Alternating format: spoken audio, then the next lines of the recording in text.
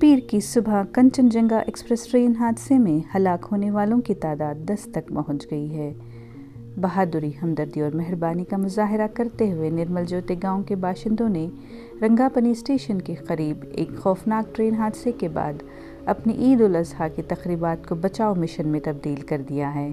Kanchenjunga express से एक माल train टकरा गई जिसमें कम से कम 10 अफराद हलाक और 50 से ज़ायद ज़ख्मी हुए हैं। मकामी लोग मुतासरीन की मदद के लिए अपनी ईद की तकरीबात को एक तरफ रखते हुए फौरी जाए हादसा पर पहुंच गए हैं। सुबह की नमाज के बाद लोगों ने एक ज़ोरदार हादसे की आवाज़ सुनी। जाए हादसा पर पहुंचकर उन्होंने देखा कि ट्रेन की बोगियां पटरी से उतर गई हैं और कई मुसाफिर ज़ख्मी हैं। कुछ लोग बेहोश थे, खून बह रहा था और मदद के लिए पुकार रहे थे। लोग ज़ख्मियों की मदद के लिए दौड़ पड़े, यहाँ तक कि मुसाफिरों के सामान तक की हिफाजत की गई। कुछ लोगों ने इब्तदाई तिब्बी इमदाद फराहम की, कुछ लोग पानी पिला रहे थे। तकरीबन आधे घंटे बाद पुलिस और रेलवे हुक्काम के पहुंचने तक, बल्कि बहुत से गांव वाले दोपहर तक मदद के लिए खड़े रहे।